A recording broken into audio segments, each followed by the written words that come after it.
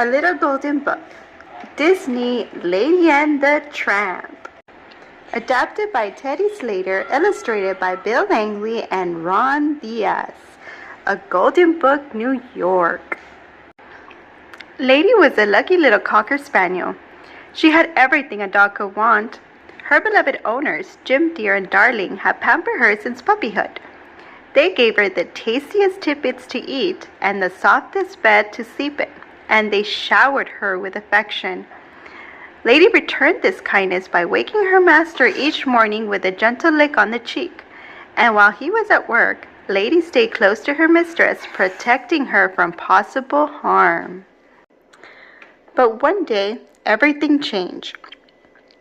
As Lady told her friends, Trusty and Jock, Darling now seemed more interested in the tiny sweater she was knitting than in her faithful friend. Lady's pals quickly put two and two together and figured out that Darling was going to have a baby. "Babies are mighty sweet," Trusty the bloodhound said. "And very, very soft," Jock the Scotty added. "Why, a wee babe is nothing but a bundle of trouble," an unfamiliar voice chimed in. The voice belonged to a scruffy stranger named Tramp. Though Tramp had no family of his own, he seemed to know quite a lot about babies, and none of it was good. "Take it from me, Pigeon," Tramp told Lady. "A human heart has only so much room for love and affection. When a baby moves in, the dog moves out." Although Tramp's words worried Lady, she couldn't believe that her family would ever be unkind. And once the baby was born, Lady saw just how wrong Tramp had been. For not only did Lady still have her family's love, she now had one more person to cherish and protect. Everything was fine until Jim Dear and Darling decided to take a short vacation. "Don't worry, old girl," Jim Dear told Lady before they left. "Aunt Sarah will be staying here to care for you and the baby." But Aunt Sarah soon made it clear that she did not like dogs at all. To make matters worse, she had brought her two nasty cats along. Lady watched helplessly as they wrecked the living room and terrorized the goldfish and the bird. When the cats headed upstairs, however, Lady sprang into action. She raced ahead to stop them from entering the nursery. The nasty creatures tried to run by her, but Lady stopped them in their tracks with a threatening growl. Aunt Sarah heard the commotion and poked her head out of the nursery.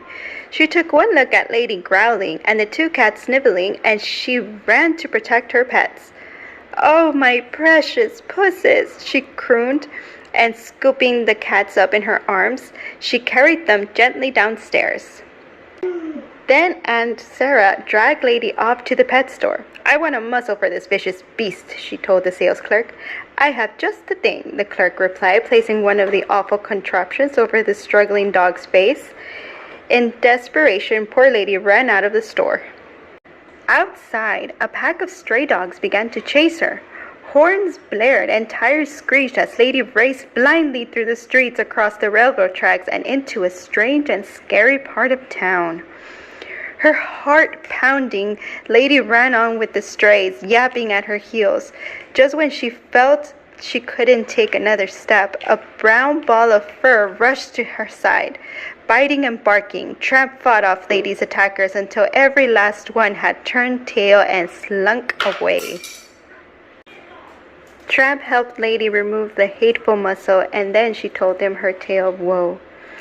"Poor Pidge," he said when she had finished her story. "You sure have a terrible day. What you need is a night out on the town to cheer you up." Tramp led Lady to a quaint little Italian restaurant. There they shared a delicious plate of spaghetti and meatballs while musicians serenaded them with a romantic tune. After dinner, Lady and Tramp took a moonlight stroll.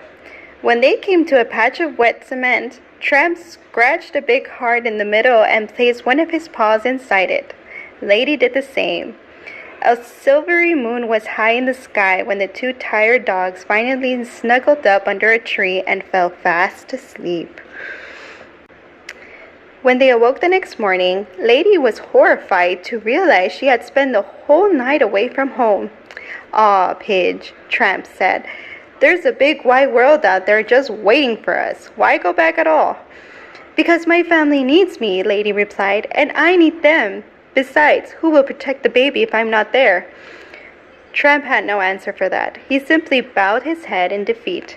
And even though Lady was sad to leave Tramp, she could hardly wait to return to her family.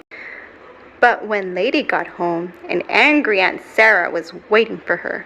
"I have a special place for you now." Aunt Sarah snapped as she led Lady to a doghouse in the backyard. "This should keep you out of trouble," she said, chaining Lady to a stake in the ground. That night, Lady was moping around the yard when a big gray rat scurried out of the woodpile, scampered up the porch railing, and darted into an upstairs window. "That's the baby's room," Lady cried. She dashed forward but was jerked to a painful halt by her chain. Lady barked frantically to attract Aunt Sarah's attention.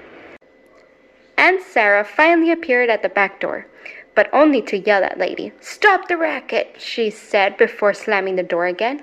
Just then, Tramp raced into the yard. He had heard Lady barking and had come to help her once more. "There's a rat in the baby's room," Lady said, and with no thought for his own safety, Tramp ran inside to get the rat. Tramp reached the nursery in the nick of time. The baby lay sleeping in the crib, and the rat was ready to pounce. Tramp struck first. Fur flew and furniture fell as dog and rat tore around the room. That rat was fast and fierce, but he was no match for Tramp. By the time Aunt Sarah burst in, there was no sign of the rat, just Tramp and the topsy-turvy room. Aunt Sarah thought that Tramp had been after the baby, and she quickly called the dog catcher. "Don't come back, you vicious brute," Aunt Sarah warned as Tramp was carried off to the pound. As soon as Lady explained what happened, Trusty and Jock took off after Tramp. They chased the dog catcher through the dark and stormy night. When a taxi appeared out of the fog, the dog catcher's horses reared up and his wagon toppled over. Jim, Dear, and Darling were in the taxi. They had come home and discovered the rat. It was clear then that Tramp had been protecting the baby, and they went after him. He was a true hero. Jim, Dear, and Darling decided to take Tramp into their home. "This is where you belong," Jim Dear told Tramp. "You're part of our family now." And soon Lady and Tramp had a family of their own. 3 pretty pups who looked just like their mother, and 1 mischievous scamp who clearly took after his father.